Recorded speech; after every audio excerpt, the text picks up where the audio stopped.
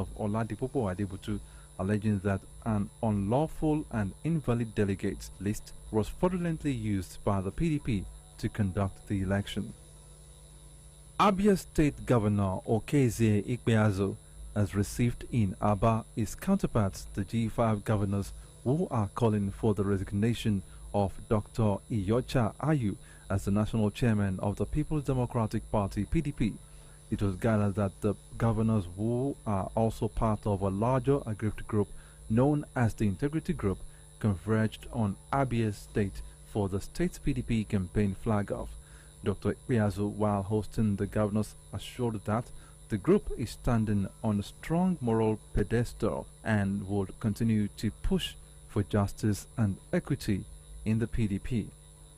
Back home, in a public show of support for the presidential candidate of the Labour Party, Peter Obi, Afenifere leader Chief Ayo Adebanjo has maintained that it is the turn of the eastern part of the country to rule Nigeria, as Yorubas have had their fair share of leadership. Chief Adebanjo said this at the Labour Party's presidential rally at the Lake Salami Stadium, Adamasingba, Ibadan, where he asserted that if elected, the party will run an all-inclusive government. Speaking at the rally, the party's presidential candidate Peter Obi said his goal is to build a new and united Nigeria, make it a producing nation, and revive the dead industries in Ibadan. We will bring back this great city, Ibadan. When we move it from consumption to production, the youth of Nigeria will have a job. They are very energetic. They are very talented. We want to provide them a future. I and Baba met that team. Go and check our history. We are well creators. We are not well sharers. We are not well destroyers. We will create wealth for Nigeria. Nigeria today is a laughing stock. Everywhere you go, you'll be fearing to say you are Nigerian. We want people to be proud to hold Nigeria. We want people to be proud to say they are Nigerians because they will have a job. They will not be running away from their country. Rather, we want those who run away to the top. That is why we want to build a good Nigeria. To Osun State, human rights activist and convener of Concerned Nigerians, Deji Adeyanju, has called on Osun State Governor-elect Senator Ademola Adeleke to include youths and women in his incoming government, as they were at the vanguard of his campaign heralding his triumph in the state governorship election. Adeyanju, in an open letter to Adeleke today, also urged Adeleke not to fail the Osun residents in his campaign promises, saying he could achieve remarkable feats with political will and the right team in government. That's the roundup.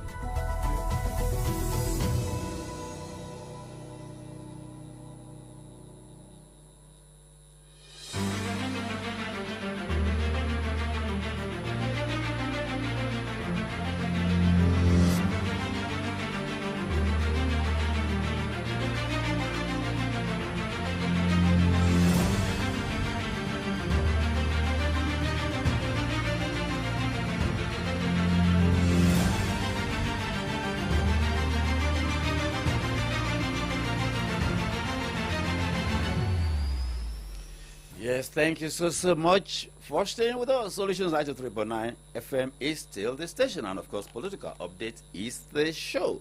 Well, that's about all for Political Roundup. I'm not going to be dwelling on that this afternoon. Now to the conversation. Well, I have a guest in the studio. My guest this afternoon is one of those head-hunted personally by His Excellency the Governor of Oyo State into governance in Oyo State. That is to give Oyo the best. He is a graduate of the University of Ife, the University of Lagos, and the University of California, where he was a Fulbright scholar.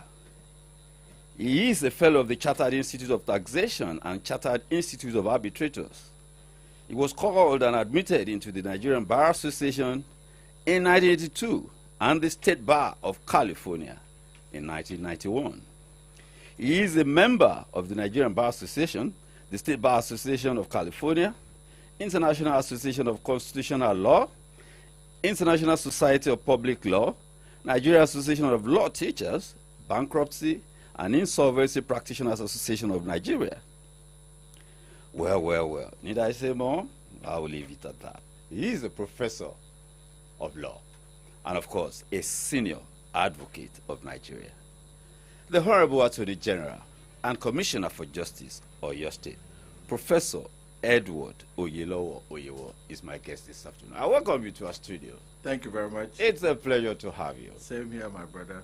Well, you say what the Attorney General are doing on political updates. It's not all about politics alone. There is always a framework for governance, and that's why we have him in this studio. Of course, governance rests on the Constitution, and that's the framework on which governance runs. I welcome you once again into our studio. Well, my very first question to you is this. The Office of the Attorney General and Commissioner for Justice, what is the mandate of that ministry? Thank you very much, and thanks for having me on the program. The Office of the Attorney General represents, first and foremost, the Office of the Chief Law Officer of the state, and also the backbone of legal services onto the state, and that is in the civil aspect. In the criminal aspect, it's also the chief prosecutor. We have the Office of the Director of Public Prosecution, so we interface with both the judiciary and the police in the prosecution of crimes within the state. Within the Office of the Attorney General is not only a political figure, it's also a professional figure. So you have the combined title of Attorney General and Commissioner for Justice. So in the capacity of Commissioner for Justice, the premier Ministry of Attorney General in Nigeria has evolved. So we have different departments. We have up to 10 mandate departments that we use as vehicles for discharging services in the justice sector of Oyo State to the government and the people of Oyo State. So, for example, we have the Office of Public Prosecution, we have legal drafting, we have ministerial counseling, we have litigation, so we have Directorate of Litigation, we have mediation, we have general purpose, and even administration of trusteeship for those who die intestate and all that. And we have evolved into several other units, like specific thematic units like gender, Office of Public Defender, and the likes. So we kind of evolve as the demands of the state, require. Let's look at mediation, the mediation part of the mandate. How does that play out with the public? Well, mediation is normally seen as alternative dispute resolution. So it's complementary. It complements the other methods of dispute resolution. So for the understanding of the members of the public, most people are used to litigation, where you go to courts. That's supposed to be the last resort. In modern times, we've been able to evolve beyond litigation to arbitration. So arbitration is the less formal part, and then you have the mediation, which is really a win-win situation, so that people can take dispute resolution into their own hands and be able to solve their problems. So in Oyo State, we have the multi-door court as a mediation center in Oyo State, where the courts will refer even matters to the multi-door courts. So it's part of the judiciary. However, the Oyo State Ministry of Justice also have a mediation center that complements the multi-door courts.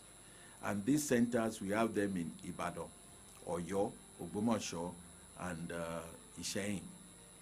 How much are people embracing the mediation?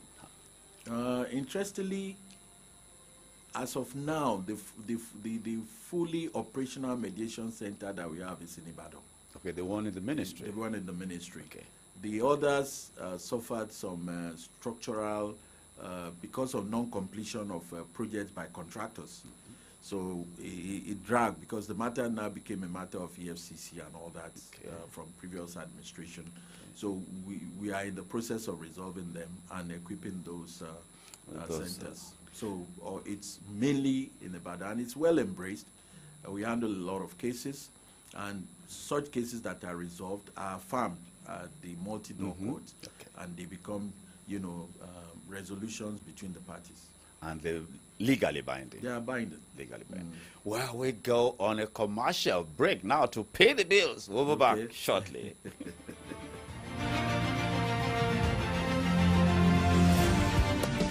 Make you show yourself, no they hide your face.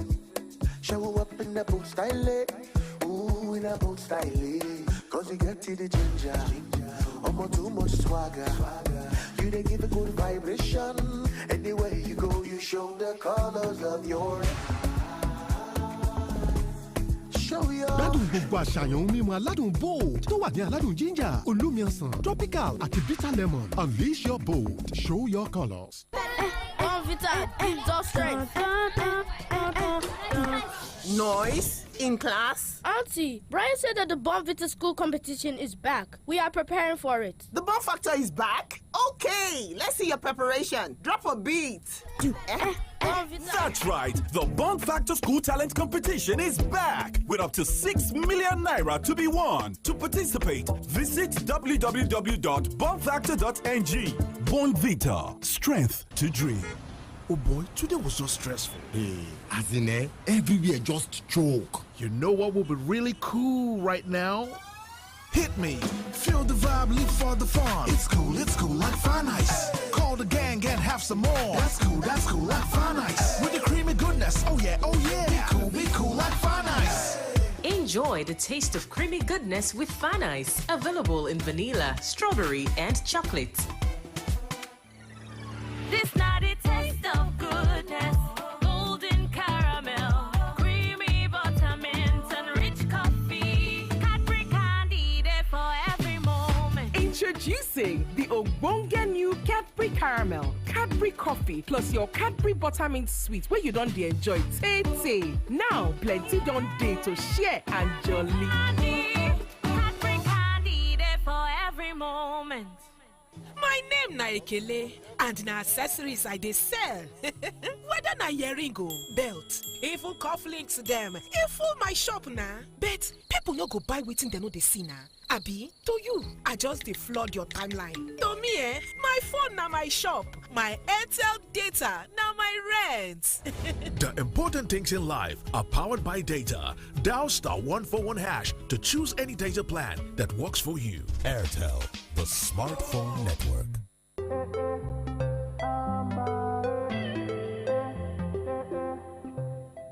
Say you wanna feel that boost? Allow me to introduce Amber Energy drink. No more shutting down, we're going up. Oh yeah, get ready, stimulate your energy. Amber now for energy. Go around tell somebody. Oh yeah, get ready, stimulate your energy. Amber now for energy. Go around tell somebody. Say, what are you waiting for? Yeah, now you can do more because Amber Energy drink there for you. Amber Energy drink there for you. No need to go too far, you can find it where you are because Amber Energy drink there for you. Amber Energy drink there for you. Yeah, Amber there for you. Yeah, Amber there for you. Amber Energy Drink. Stimulate the energy in you. Union Bank is 105. To celebrate, we're giving away another 55 million naira in our Save and Win Pali promo too. That's 105,000 naira for 50 people every month, 500,000 naira for 5 people every quarter, and 5 million naira for one lucky person at the end of the year. To stand a chance, simply save at least 10,000 naira into your Union Bank account every month. If you don't have an account, you can download the Union mobile app or visit the nearest branch to open one. Terms and conditions apply. Union Bank, your simpler, smarter bank.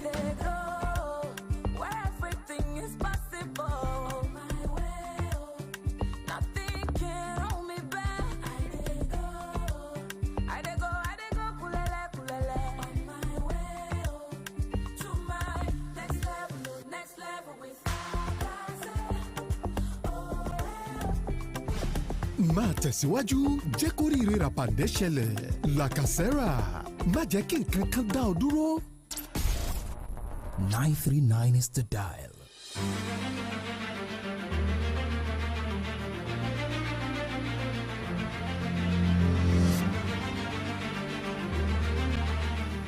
Yes, thank you so much for staying with us. Still Solutions 93.9 FM. And of course, the show this afternoon is Political Update. My guest in the studio this afternoon is the Honorable Attorney General and Commissioner for Justice in Oyo State, Professor Oyelowo Oyewo, Senior Advocate of Nigeria. Prof, your office does not generally interface with the public like other political office holders, other commissioners. You know, you seem to operate in the background. How has the ministry in the past 3 years and a half or thereabout affected, you know, the justice system and the public interest? I think it has to be stated that we just don't operate at the background. It's just that the services that we render are of professional nature. Unless you come in contact with us, you may not know. So, for instance, the prosecution of cases in court, criminal cases are handled by us. So we interface with the public in that. So we interface with complainants, we interface with accused, we interface with lawyers. In terms of contracts that the government, are going into, we interface with members of the public that want to do contract with government. We interface in the negotiation. We interface in several aspects of governmental work, and oftentimes we interface with MDAs, other MDAs. So there are so many aspects of our work that may not be in your face, but those that come in contact quietly in the background. Yeah, we do render service, and there are some main areas that are not quietly in the background. Okay. We are really, if you come to court, you see us. You see state councils, civil litigation matters. We are government primary lawyers. So most of the litigations that are going on in court is state councils that are employed in the Ministry of Justice that handle it. So those professional aspects are the areas where people come in contact with us. But in other areas, we go through the MDAs. Okay. So the MDAs, we piggyback on them. So we render professional legal service to the MDAs. To that extent, we are able to fulfill the primary objectives of the government. And don't forget, this administration has four main pillars of service provision: health, education, growing the economy and security. So, for instance, in terms of the security, we were involved in the making of the Amateku laws. In terms of the economy, most of the economic activities involve some legal framework. The most current one we are going through is SABA. SABA being transparency and accountability in doing business. Which is the policy that both at the federal and the state level. It used to be ease of doing business, but it's been moved to SABA. Then in terms of education, you find out that even the privatization of some of the handing over of some education to old boys, like the GCI, we were the legal framework. And then in health, most of the contracts and negotiations that we have, particularly in primary health care, it passes through our office. Then most of the land matters, land disputes and all that, Ministry of Lands will seek consent in order to be in the legal position to do what they have to do legally. Then we affect the life of all the ministries, because it is on the basis of the enabling laws that are made by our ministry that those ministries are given powers to do what they do. So we partner with all the other ministries in whatever they're doing, and they seek legal counsel and seek legal advice before those things can be done legally and be able to be enforceable in the court of law. One of the things issues that this administration inherited when it came to office was the issue of the Obaship in Ibadan. And you want to tell the public how that was resolved, the involvement of The ministry was involved in the sense that there were litigations where we came, but we were able to, follow through with the law that constitutes the ownership in Oyo State.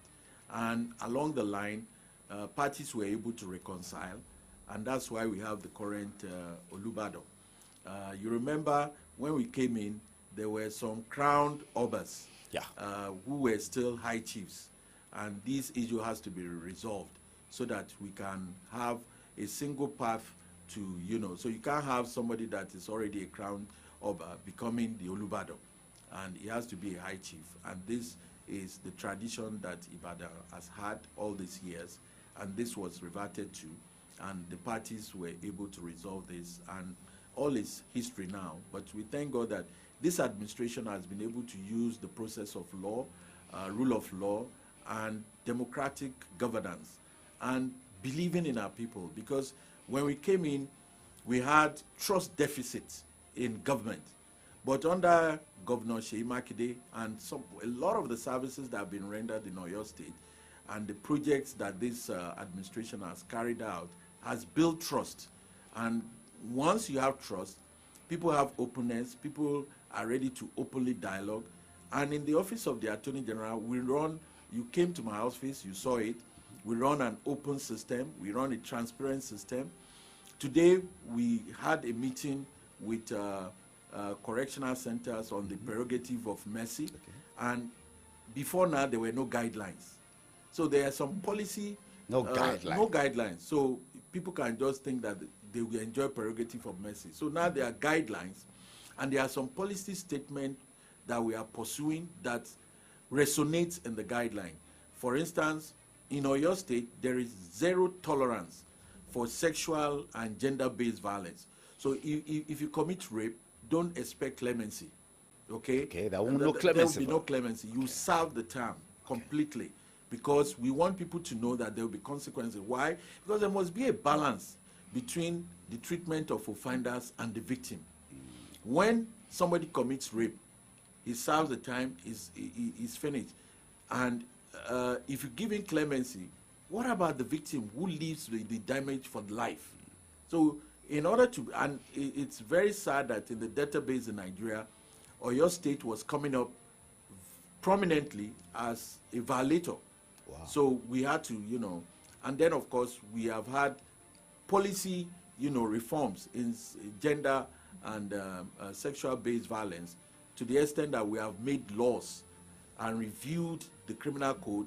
We have VAP, Violence Against Persons Law. We have SGBV law.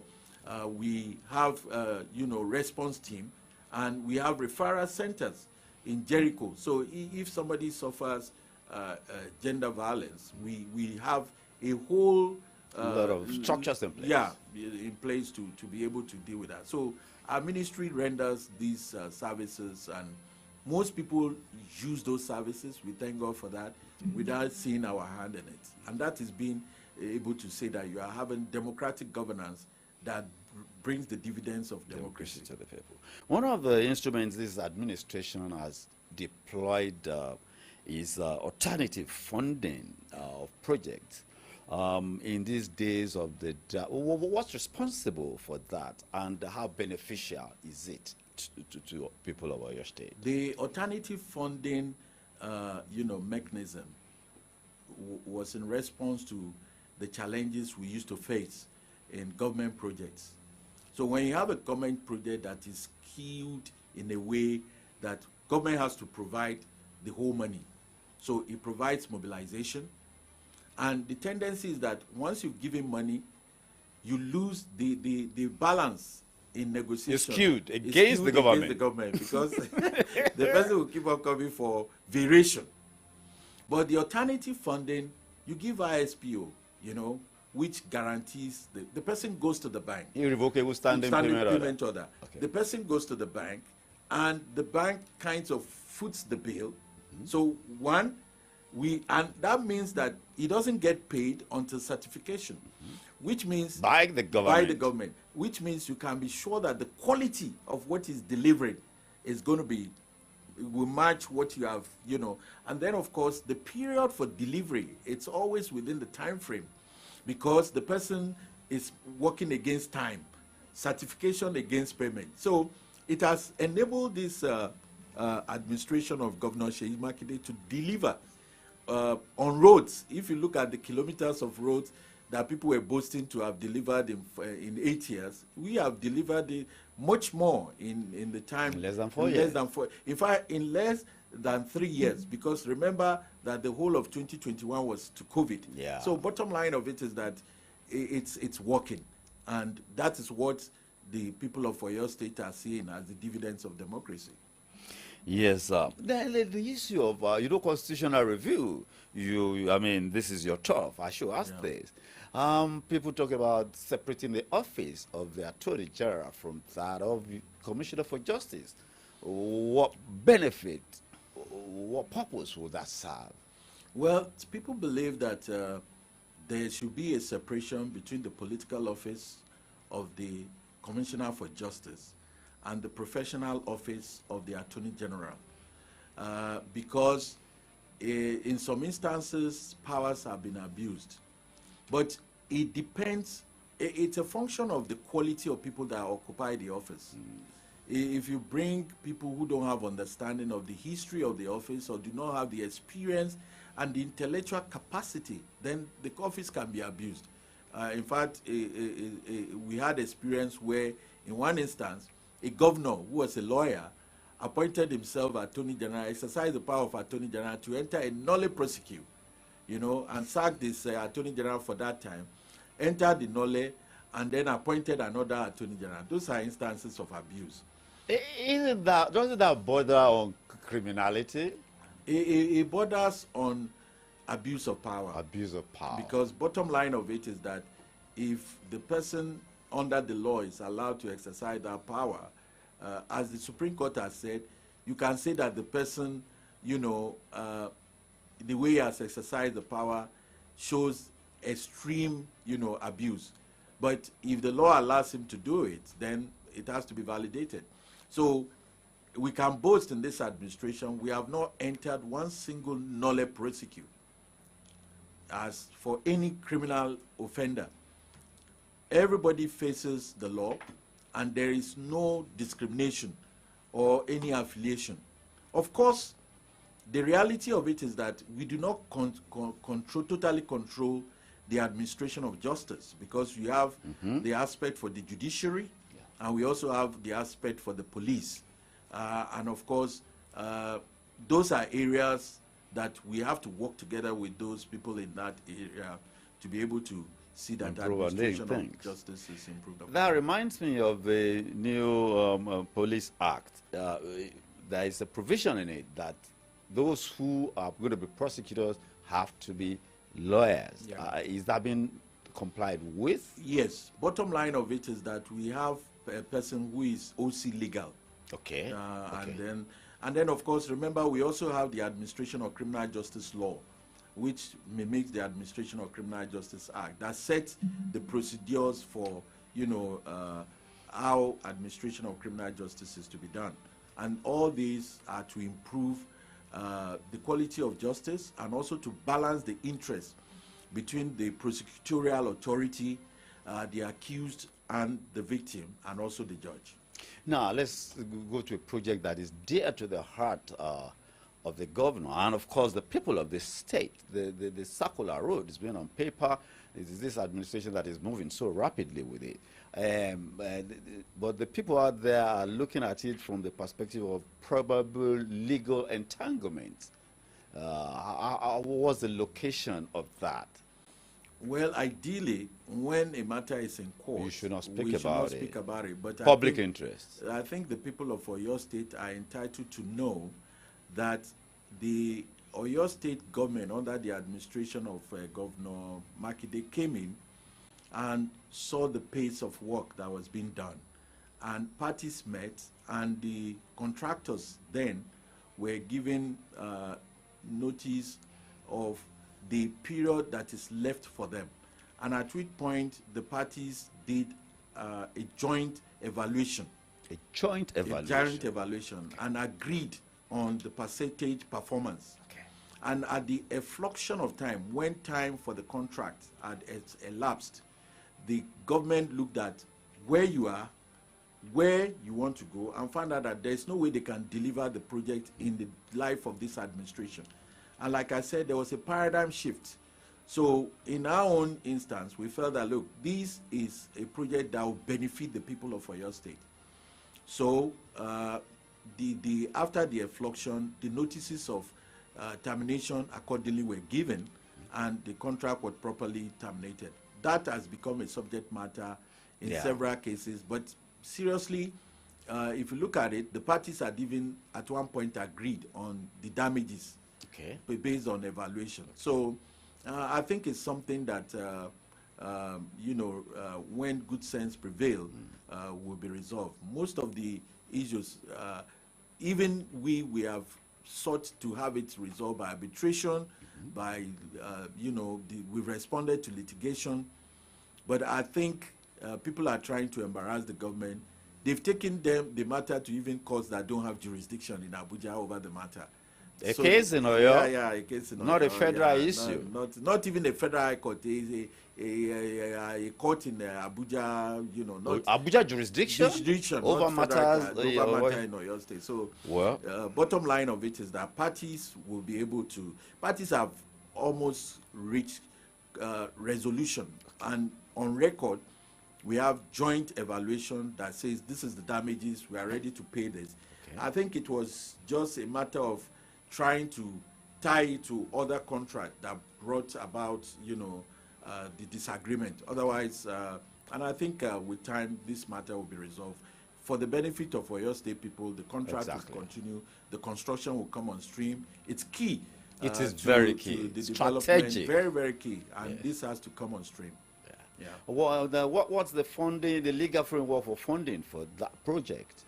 The legal framework for funding is one that uses the idea of being able to have a contractor, alternative funding, and or a magma of a hybrid, a hybrid of so that at the end of the day, and don't forget that it also comes with a concession agreement that allows the operator to probably toll along the line to be able to recover. So to put it simply, it has looked at the nature of that to put the reality and address that. Yes, and the issue of I will term this like this: when you work in the universities and the teaching hospitals, people out there, they think the university and the teaching hospitals are the same. I suspect that's the relationship between the Ministry of Justice and the courts. The judiciary. And the judiciary. Because, I mean, this is the Ministry of Justice, the High Court there, it looks like it belongs to the Ministry of Justice. How does the judiciary and the ministry interface? I think the first thing to say is that under our Constitution, we have the principle of separation of powers.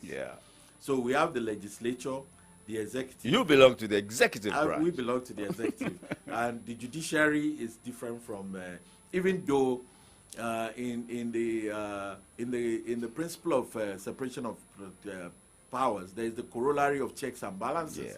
So there are certain functions that intersect between the judiciary and the executive. And in terms of relationship, actually, the Ministry of Justice and the judiciary have always had a cordial relationship, even though the relationship sometimes on basis of policy perspective may be strained, but it still continues to be a relationship that the Constitution expects to function, particularly in the administration of justice.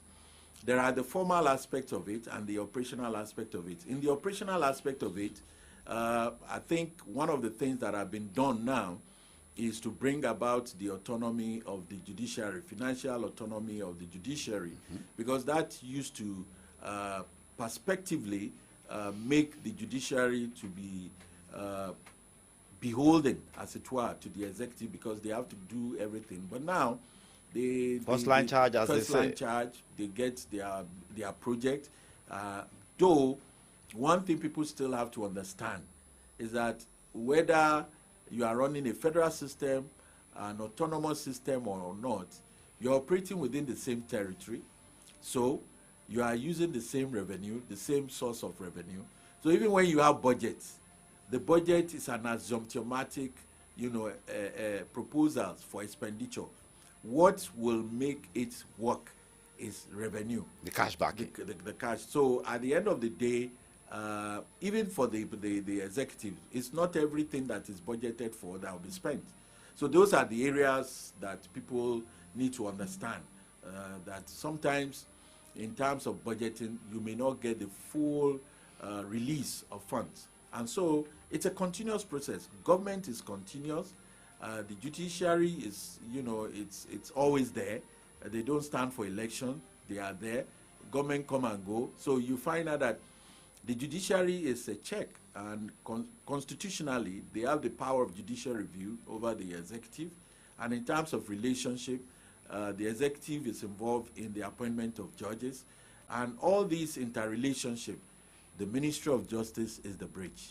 Yeah. We are the ones that, serve as the go-between between the formal executive and the formal judiciary.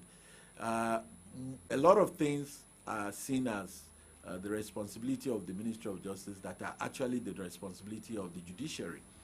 So whatever happens in court, the administration of justice, how fast is it, who presides on it, is the work of the judges.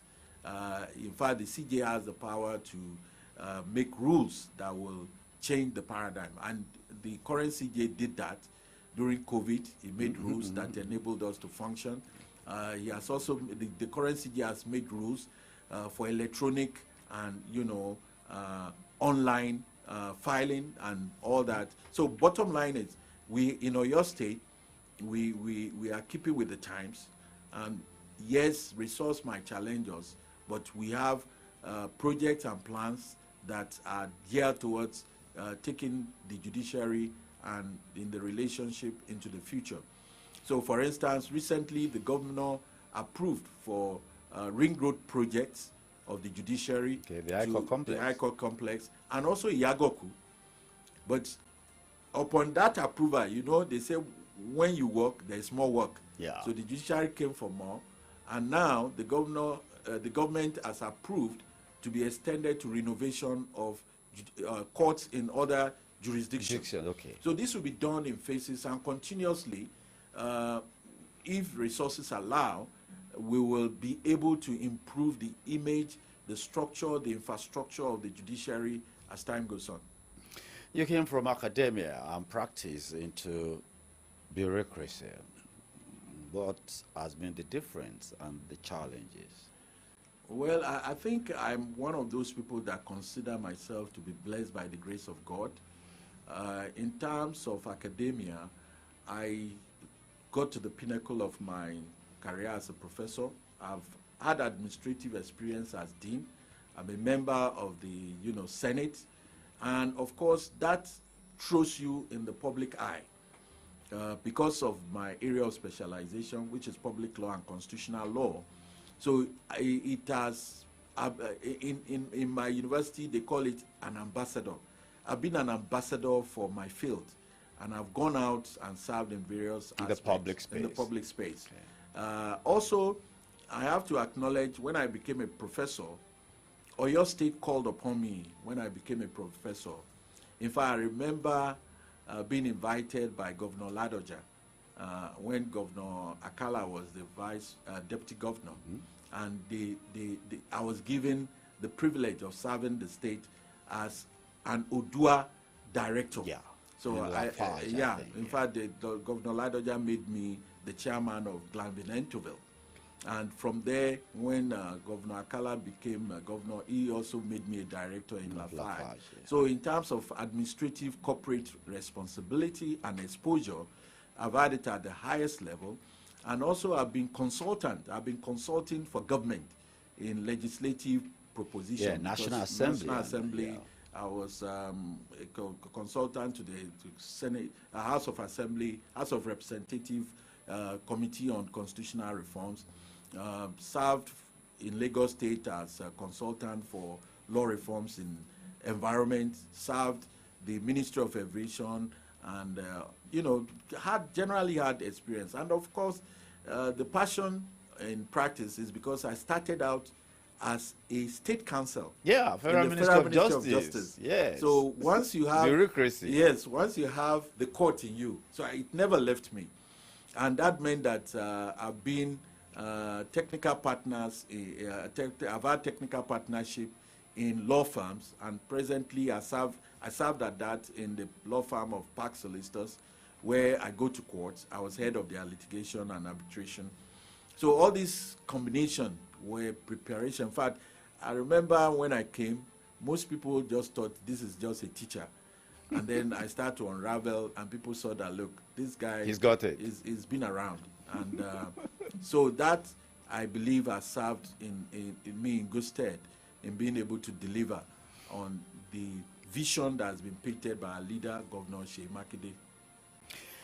In academia, the thing is, they say you publish or perish. Yeah. You're in public arena now, serving. How do you keep the balance? Well, you still got to write and publish. Yeah. The thing about publish and perish is before you become a professor. But you still write. Yeah. When you become a professor, you get engaged in real life issues. Okay. So it's very easy experientially to write. Okay. Because it's not theoretical anymore. Okay. If somebody is talking about democracy and governance, I'm Attorney General, I'm in government. So that's a lot of experience. Practical. Yeah, as a matter of fact, this coming December, I've been given the approval by my governor to join my colleagues from all over the world in the International Institution of Constitutional Law. They are gathering every 4 years. This year is coming in South Africa. I'll be there to present a paper on democracy decay, which is one of the phenomena that we are having in Nigeria. Because democracy, in terms of formality, we have formal constitutional democracy. But in terms of operational, substantive, practical, democratic governance, we are far from it. Are we evolving? Are we evolving? And we have challenges that are affecting our democracy, like insecurity, economic, misdirection, illiberal governance, and other kinds of things that you are not supposed to find in democratic system. I was given an example that in a democracy, nobody would dare to say that he wants to become a president and think that he will not go through a public presidential debate for us to assess it. But the last president did not do debate. So people also think you don't need to debate before you become president. And it's not democratic. So we have democracy without democratic values. We have political parties without political, ideology. And we have internal democracy and all of that. And we have government that is not inclusive because there are so many people out of it. Can you imagine that in modern day Nigeria, without being at war, we have internally displaced persons. In millions. Even in Ibadan here, and that's a problem. And then we are not in control of our security. And that's why we commend the leadership of this administration in joining up with the Southwest to form the Southwest Security Network, which we know as Amatekun, which has succeeded and been emulated in other, jurisdictions. But there is a snag there. We are having Amatekun, but those people are not given the weapons that they need. So we need to be able to dialogue. In most jurisdictions, when people admit that there is a problem, they seek and talk. And that's why people have been advocating for a national sovereign conference and all that. You don't need to call it. In other countries, they call it truth and reconciliation, hearings. Let's have truth. Let's have reconciliation. Where there is no truth, there cannot be justice. And where there is no justice, there cannot be peace. And where there is no peace, there cannot be security. So all these things are intertwined. And when you see that we are not addressing the fundamentals of our challenges, even in terms of economy, take for example, Oyo State has solid minerals. Who has control over it? Federal authorities. We don't interface. Professor Akinyibo, the professor of jurisprudence, calls Nigeria's 1999 constitution a forgery. Those are his words, not mine. Yeah, they are. Is it that serious? A lot of things have been said about that. Is it that serious? Yeah. In fact, the body of patriots led by Chief Rotimi Williams, Professor Nwabuze, said that the 1999 Constitution is an instrument that tells a lie against itself. We the people. With which we the people. Which people? Yeah. So bottom line of it is that those are. But you need to understand that whether you like it or not, the 1999 Constitution has been the most successful constitution we've had ever. The 1963 Constitution by 1966 was dead. The 1979 Constitution by 1981 was dead. The 1989 Constitution proposal never saw the light of day. The 1995 draft Constitution, Abacha terminated it. So for us to have the Constitution operate 23 unbroken years now. Which means that, look, kudos to that Constitution. However, it's faulty. We have to find a way to dialogue, to bring about all the perceptions that bring distrust and all the wrong values that we have imported into our governance. Ethnicity, parochial appointment of one sectional section, to the extent that even people now campaign and say that you don't need to vote for somebody from another ethnic group. That's not building nation. Nation building involves inclusivity. It involves consensus building. It involves choices that are directed at addressing problems. So the choice of leadership must be one that is not a carpetbagger process of somebody putting money down.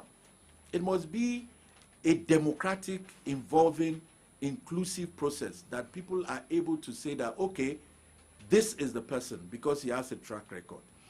And it doesn't have to be by hereditary or by ethnic, rotational system. But we've gotten to a point that we are where we are. Most of us now resort to prayers because can we build nations by prayers alone? It's beyond us. So we continue to pray. And I tell you something, it's prayers that's holding this country. Because you look at us, we are a paradoxical or, a complex society.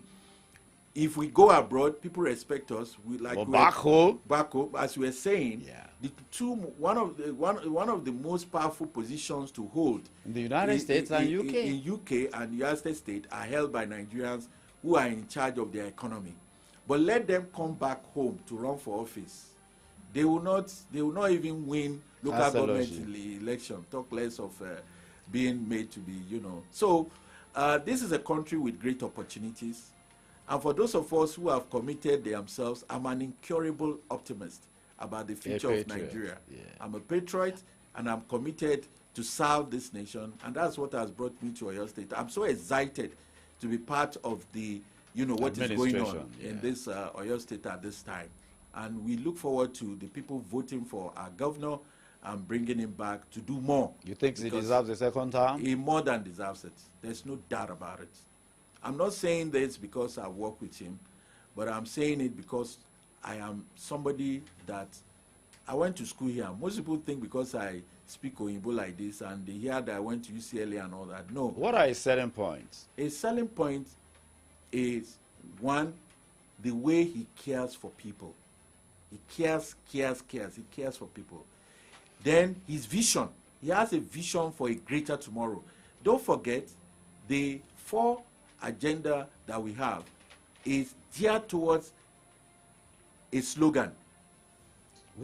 Which is from poverty to prosperity. And the vision is taking place. If you look at the train system, integrated, even the road. You come from Ogbomoso. Now, to go to Ogbomoso takes hours. I always complain.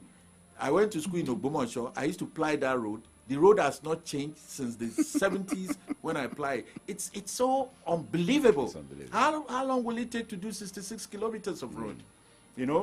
But here we are having alternative. Now we have Ogbomoso saying we have Ishayin to Ibadan. So if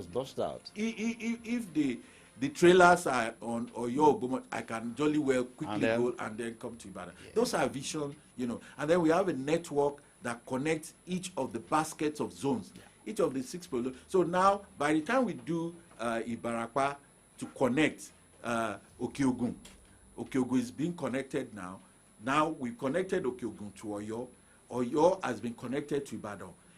You know, the agricultural policies that we are putting in place, you have this OISADA that we have. There are so many policies we want to talk about. Talking about this administration excites, not, you know. And then, why are you going to tell the people in the civil service where salaries are paid on the 25th of the month? There are so many things. And then talk about security. We have enjoyed relative security by the investments that have been made, not only on Amatekun, but all the other sectors, the police, you know, we have Operation Bust. We Security have Trust Fund. Security Trust Fund and so many things. So I bet you're going to come here again. It's been a pleasure and engaging and insightful one speaking with you this afternoon. Always a pleasure. Yes, my guest has been the Honorable Attorney General and Commissioner for Justice in Oyo State, Professor Edward Oyelowo. Well, I'm certain I'm going to have you here another time. It's been a pleasure. Thank having you very much. Thank you for joining us, for watching and listening. Yeah. And next week, Thursday is another time. Thank you. I remain Ayodeji Ajishoko presenting with favor, with the flavor. Oloruntola producing me. Thank you. God bless you. God bless our union. Bye for now.